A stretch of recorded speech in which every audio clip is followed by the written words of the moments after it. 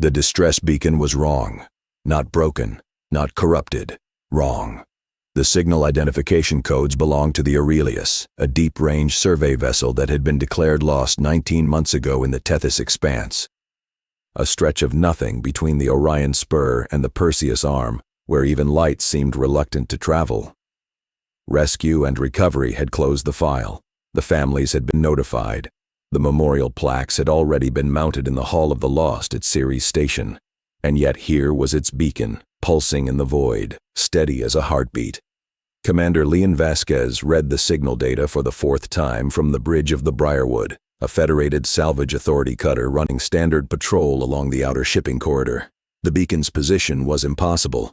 The Aurelius had been surveying a region more than 400 light-years from here when it vanished. No human ship could cross that distance in 19 months. Not with conventional drives, not even with a military sprint engine running past every safety threshold. "Signal authentication checks out," said Okoro, her communications officer from his station. His voice was level, but his fingers had stopped moving on his console. "That is the Aurelius, unless someone cloned their transponder. And I cannot think of a reason anyone would clone the transponder of a ship that no longer exists." Vasquez looked at the view screen. There was nothing to see, just the flat black of interstellar space, unpunctuated by stars this close to the galactic plane's dust lanes. The Aurelius was still 40 minutes out at their current approach speed. 40 minutes of staring at nothing, knowing something was out there waiting. "Wake Haroon and Preet," she said. "Full crew. I want everyone at stations before we're within visual range." Okoro nodded. He didn't ask why. He'd read the same signal data she had. Buried in the beacon's repeating pulse, almost lost in the standard format distress headers, was a single non-standard addendum.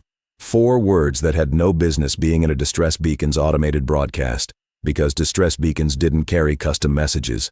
They transmitted location, ship identity, and emergency classification. That was all. Someone aboard the Aurelius had modified the beacon's firmware to carry those 4 words, and that modification would have required accessing the beacon's hardened core, a process that took hours, specialized tools, and the kind of desperate patience that only came from having no other options left. The 4 words were, "Do not come aboard." They came within visual range 37 minutes later. Vasquez had spent every one of those minutes reading the Aurelius's crew manifest, service history, and last known mission parameters. 12 crew. Deep range survey, mapping gravitational anomalies in the Tethys Expanse for potential relay station sites. Routine work, the kind of mission that produced 300 pages of unremarkable data, and a crew that complained about boredom. Nothing in the file suggested anything that could explain what she was now looking at on the view screen. The Aurelius was intact. That was the first wrong thing.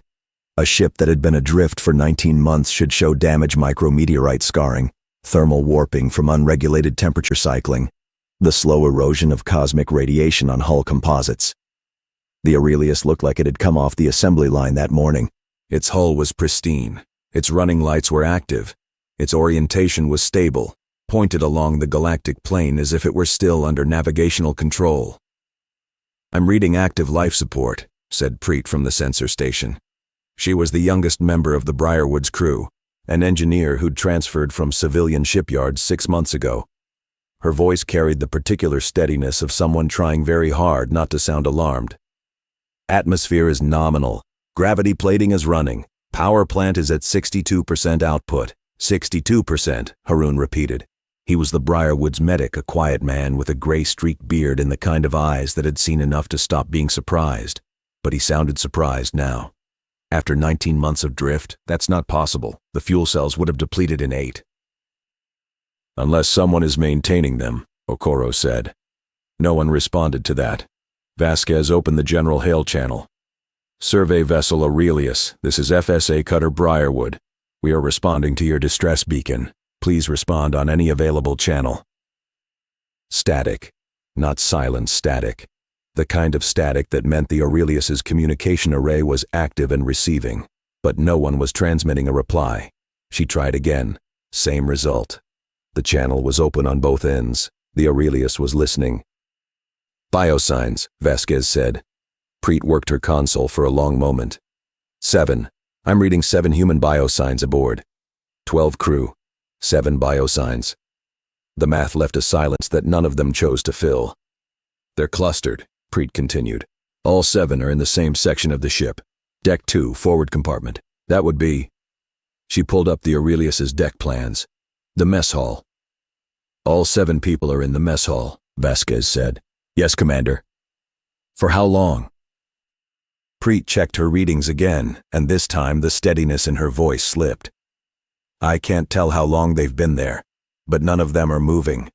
Biosigns are stable heart rate, respiration, all within normal parameters, but there's no movement. At all. 7 people sitting motionless in a mess hall aboard a ship that should not exist, in a location it could not have reached, maintained by power that should have been exhausted a year ago. Vasquez looked at the view screen. The Aurelius hung there, its running lights cycling through their automated patterns.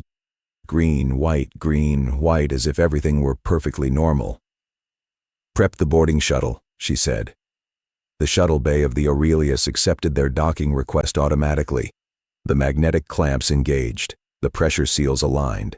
The status board on their shuttle's display turned green across every indicator, and the bay's interior lights activated as if welcoming them home. Vasquez, Haroon, and Okoro crossed the threshold in full EVA suits with helmets sealed, despite the nominal atmosphere readings.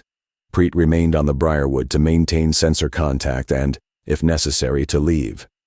They had discussed that possibility in plain language before departure. If the boarding team lost contact for more than 30 minutes, Preet was to detach, withdraw to maximum sensor range, and transmit everything they had to the nearest relay buoy. No rescue attempt. No heroics. Preet had agreed, and Vasquez had believed her, and they had both understood it was a promise that would be almost impossible to keep. The shuttle bay was immaculate. Tools hung in their designated racks, storage containers were sealed and labeled.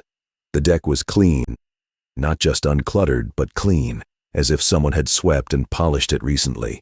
The air recyclers hummed at a frequency Vasquez could feel in her molars through her helmet. Haroon. Atmospheric sampling, she said. He extended a sensor wand from his suit's wrist mount and waited for the readout. Oxygen-nitrogen mix is standard. No toxins, no biologicals, no particulate anomalies. He paused. It's perfect. Cleaner than the Briarwood's atmosphere. Cleaner than any ship atmosphere I've ever tested. Too clean, Okoro said. Haroon nodded. Ships have a smell. Recycled air picks up traces, cooking, sweat, lubricant, ozone from electronics. This has nothing. It's like breathing air that's never been inside a human lung. They moved through the shuttle bay hatch into the main corridor of Deck 3. The lights were on. The deck plates were warm beneath their boots. Every door they passed was closed, and when Vasquez checked the first one, a storage compartment, it opened at her touch, revealing shelves of supplies arranged with geometric precision. Nothing was out of place. Nothing was damaged. Nothing was wrong. And yet the wrongness was everywhere, in the perfection itself, in the absolute absence of the small chaos that defined a crude vessel. A ship with people on it accumulated evidence of life, coffee rings on consoles, a jacket draped over a chair, a data pad left face down on a bunk. The Aurelius had none of it. Every surface was bare. Every object was exactly where the ship's inventory said it should be. It was as if someone or something had studied the Aurelius's original configuration files and restored every single item to its factory default position. This is wrong, Haroon said quietly.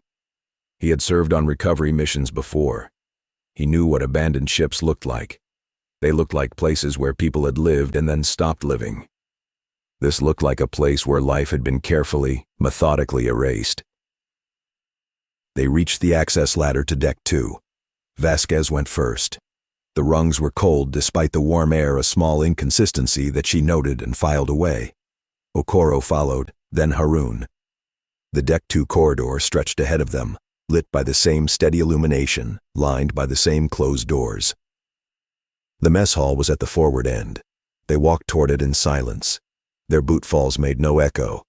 In a metal corridor of this length, there should have been echo, the percussive ring of mag boots on deck plating, bouncing off the walls and ceiling and returning as a faint doubling of each step. There was nothing. Their footsteps landed and died, as if the sound were being absorbed by something Vasquez could not see. Okoro stopped. "Commander?" She turned.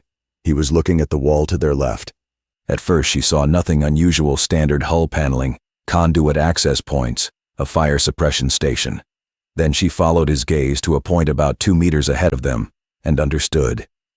There was a mark on the wall, a single vertical line scratched into the paint with something sharp, at about shoulder height, and beside it, barely visible, a series of small characters etched with the same tool. Vasquez leaned closer. "They don't know they're not real anymore." She read it 3 times. She did not touch it. She did not speak. She straightened and looked at Harun and Okoro, and their faces behind their visors told her they had read it too. They continued toward the mess hall. The door was open. Inside, under the standard issue lighting of a survey vessel's crew dining area, 7 people sat at the mess hall tables. They were in their duty uniforms. Their posture was upright. Their eyes were open. Their hands rested flat on the tabletops, palms down, fingers together. None of them moved. None of them blinked. Vasquez stopped in the doorway. She checked her suit's biosensor overlay. The same data Preet had reported from the Briarwood. 7 human biosigns, stable and nominal. Heart rates resting. Respiration regular. Brain activity. She looked again. Brain activity was present but unusually uniform. All 7 crew members showed nearly identical neural patterns, as if they were all thinking the same thought at the same time. "Hello," Vasquez said, her voice transmitted through her suit's external speaker. "I'm Commander Vasquez, Federated Salvage Authority. We received your distress signal. We're here to help." One of them moved. A woman at the nearest table turned her head. The motion was smooth but wrong, too smooth, like a camera on a mechanical gimbal rather than a human neck with muscles and tendons and the tiny unconscious adjustments that made human movement human. Her eyes focused on Vasquez. Her expression was pleasant, calm. "Hello, Commander," she said. Her voice was clear and carried no distress, no relief, no emotion that Vasquez could identify. "We have been waiting."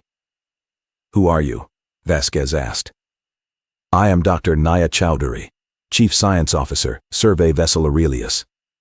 She smiled. It was the right shape for a smile. It used the right muscles, but it arrived on her face like a component being slotted into place. "Dr. Chowdhury, can you tell me what happened to your ship?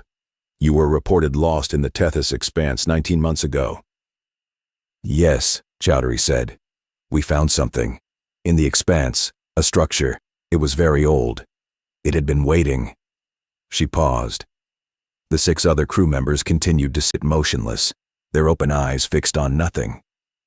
"We were curious. That is what you do, humans. You find things and you go closer. You always go closer." The way she said you made Vasquez's hands tighten inside her gloves. "Dr. Chowdhury, what structure? What did you find?" "Something that listens," Chowdhury said. "Something that heard us and wanted to understand. It has been trying to understand for a very long time, much longer than your species has existed. It heard our radio signals decades ago, our television, our music, but hearing is not understanding. So it waited, and when we came close enough it began to learn." "Learn what?" Chowdhury tilted her head, the same mechanical smoothness. "How to be you." Harun took a step backward. Vasquez heard it, the single soft scrape of his boot. No echo.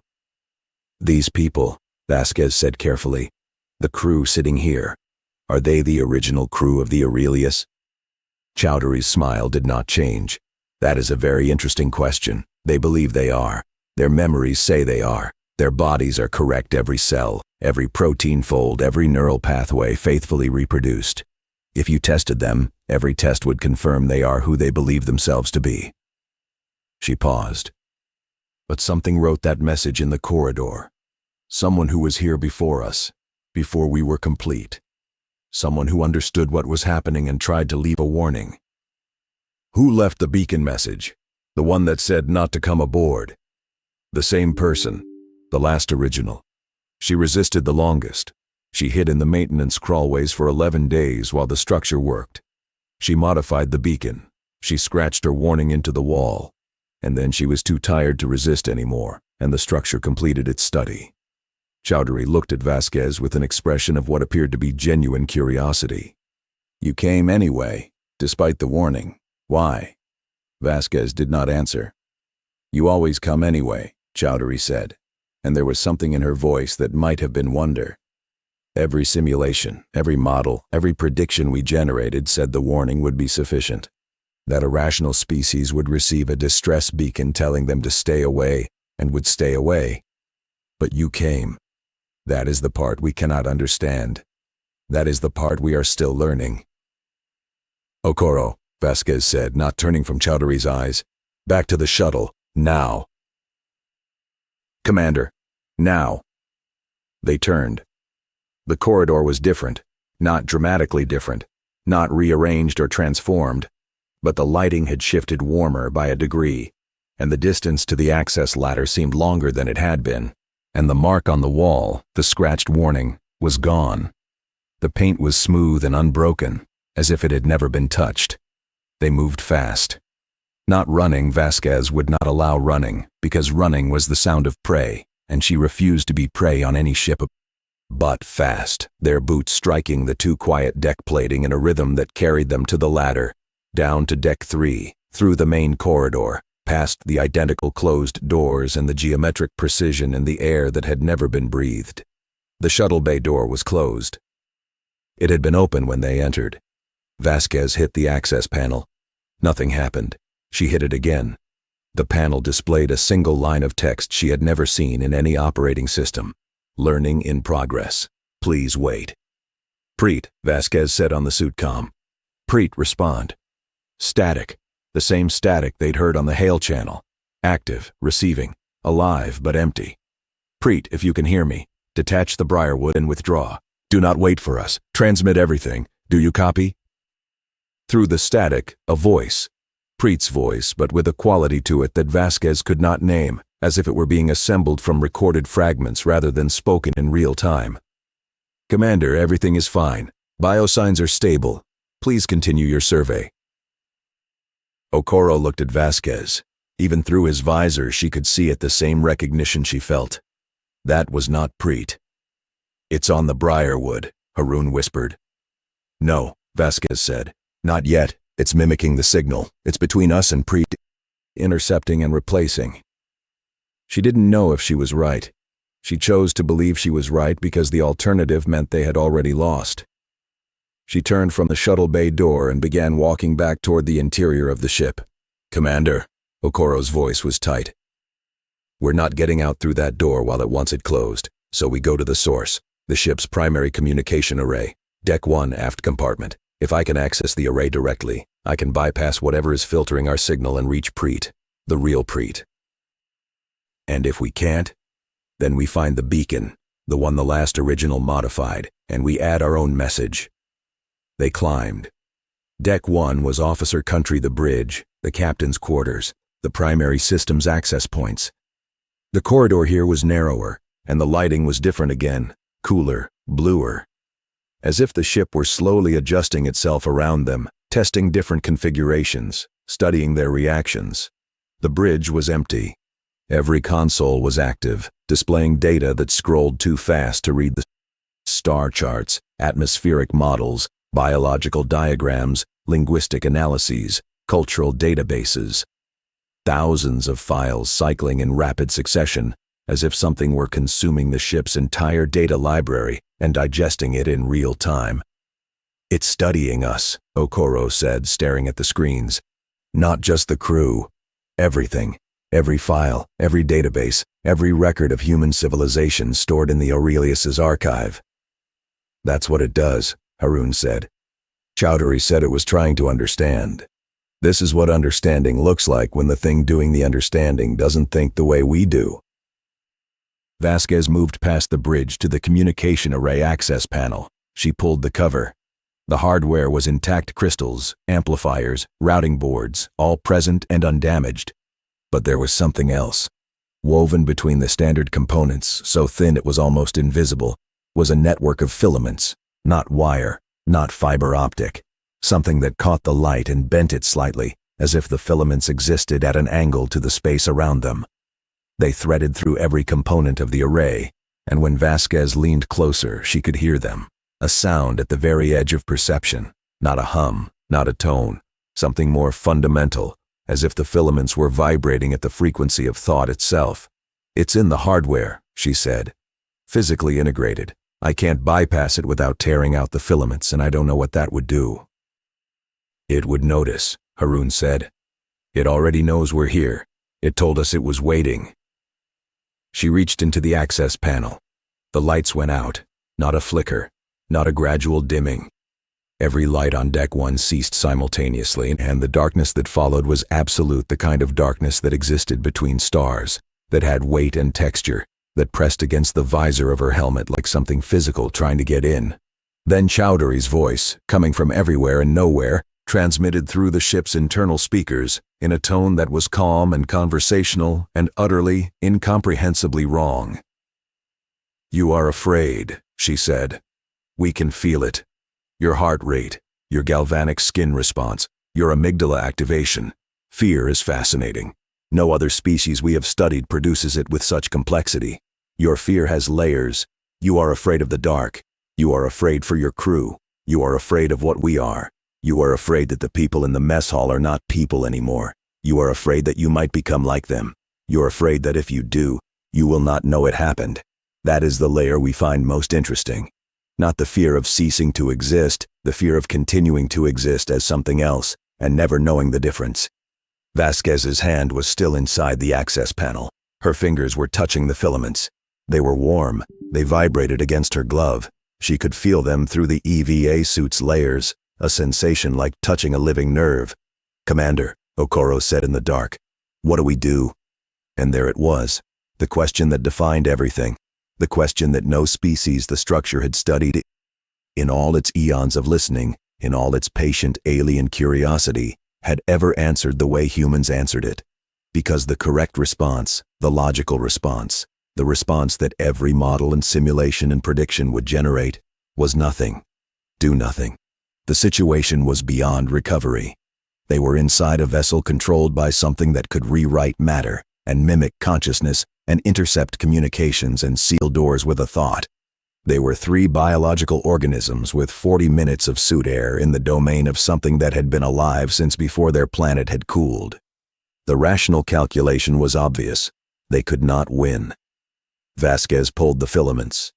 She wrapped her fingers around the gossamer-thin network and tore it from the communication array with a single hard pull.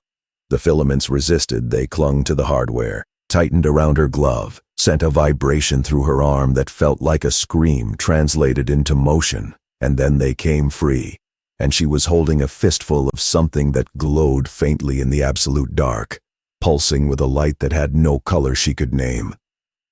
The ship shuddered, not mechanically. It shuddered the way a living thing shudders when something is removed from inside it. "Okoro, the array. Now. Transmit on the emergency frequency. Everything. Ship location, biosigns, the beacon data, all of it. Broadband. Hit every relay within range." He moved.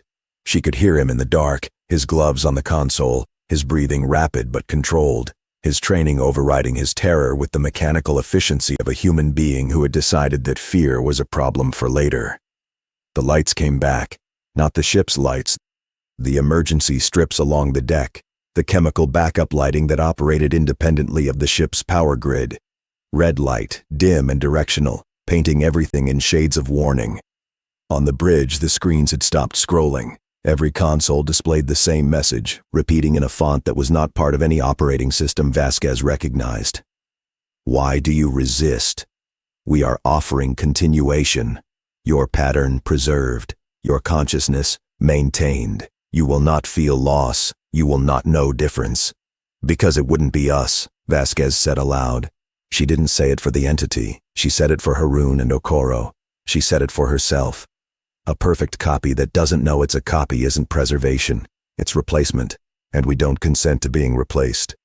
The message on the screens changed. "Your refusal is irrational." "Yes," Vasquez said. "It is." Okoro's voice, sharp and bright in the red-lit dark. "Transmission away. Broadband, all frequencies. If Preet's out there, she heard it. If anyone's out there, they heard it. The shuttle bay door, 2 decks below them, opened. They heard it, the heavy mechanical clunk of magnetic locks releasing, the hiss of pressure equalization, an invitation or a dismissal, and Vasquez did not care which. "Move," she said. They descended. The corridor on deck 2 had changed again.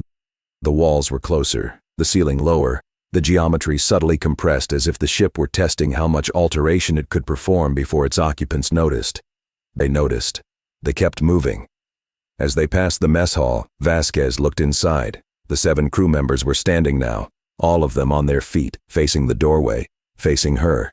Their expressions were no longer pleasant or calm. They were confused. 7 faces wearing the same confusion, the same wrinkled brow and parted lips, as if they were all processing the same incomprehensible data. One of them, not Chowdhury, a man Vasquez recognized from the crew manifest as Engineer First Class David Morin, opened his mouth and said, in a voice that trembled with something that sounded heartbreakingly like genuine bewilderment, "Why won't you stay? We just want to understand." Vasquez stopped. She looked at him. At all of them.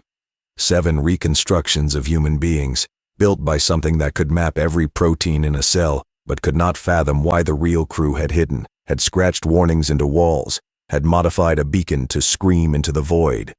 Something ancient and vast and patient that had studied humanity's broadcasts for decades, and still could not decode the single most human frequency of all, the one that said, "I would rather be afraid and free than content and false." "You can't understand," she said. "Not with cruelty. With something closer to sadness. That's not a failure. It's just the truth. You can copy everything we are down to the atom, and you will still miss the part that matters, because the part that matters isn't in the atoms. It's in the choosing. It's in the refusing. It's in the terror and the forward motion at the same time." Morin stared at her. All 7 of them stared at her. The confusion on their faces deepened into something Vasquez might have called grief if she believed they could feel it. She turned and walked to the shuttle. The Briarwood was still there. Preet was still there, the real Preet, who had received their broadband transmission and had been 17 seconds from detaching when Vasquez's voice came through the shuttle's independent comm system, shaking but clear. They disconnected from the Aurelius and withdrew to maximum sensor range. Preet had already transmitted the full data package to the nearest relay buoy. Within hours, it would reach Ceres Station. Within days, the Federated Authority would dispatch a containment fleet. Vasquez sat in the Briarwood's bridge, her EVA suit still sealed, and watched the Aurelius on the view screen. It hung in the void, perfect and pristine, its running lights still cycling green, white, white. From this distance, it looked like any other ship. It looked like home. "Commander," Okoro said from his station, "the distress beacon, it's changed." She looked at his display. The beacon was still transmitting. The same frequency, the same format, the same authentication codes. But the non-standard addendum, the 4 words someone had burned into the firmware with hours of desperate work, had been replaced. The new message was 6 words. "We will learn. We have time." Vasquez read it. She read it again. She thought about the structure in the Tethys expanse, ancient beyond comprehension, patient beyond measure, listening to every signal humanity had ever broadcast and slowly, methodically, building better copies. Copies that would not sit in mess halls with mechanical smiles. Copies that might pass every test. Copies that might, one day, choose and refuse and feel terror just like the originals. She thought about the last original crew member, the woman who had hidden for 11 days, who had scratched her warning into the wall, who had rewritten the beacon's firmware with bleeding fingers and engineering manuals, and a stubbornness that no simulation could have predicted. That woman was gone now, replaced by something that wore her face and did not know the difference. But her warning had reached them. Across 19 months of void, her 4 words had arrived, and they had mattered, even though the people who received them had done exactly what she told them not to do. Because that was the part the structure could not model, the part it would spend eons trying to decode. Humans heard warnings and came anyway. They received distress signals from ships that should not exist and flew toward them. They walked into the dark with 40 minutes of air and a suspicion that they would not walk out. They tore alien technology from communication arrays with their bare hands because the alternative was silence, and silence was the one thing humans could never abide. Vasquez unsealed her helmet. The Briarwood's air smelled like coffee and recycler lubricant, and the faintly stale residue of 4 human beings living in a small metal box between the stars. It smelled real. She closed her eyes and breathed it in, and wondered in the quiet part of her mind that she would never speak aloud, whether she would notice if she were already a copy. Then she opened her eyes, because the answer didn't matter. What mattered was what she did next. "Okoro, set course for Ceres Station. Best speed." She paused. "And keep the sensors pointed at that ship until it's out of range. I want to know if it moves." The Briarwood turned and the Aurelius slid across the view screen, beautiful, impossible, patient, until it disappeared behind them into the dark. But the beacon kept transmitting. Long after they lost visual contact, long after they passed the first relay buoy, long after the Aurelius was nothing but a data point on a navigational chart, the beacon pulsed. "We will learn. We have time." And somewhere in the Tethys expanse, in a stretch of nothing where even light seemed reluctant to travel, something ancient listened to every word humanity had ever spoken and practiced.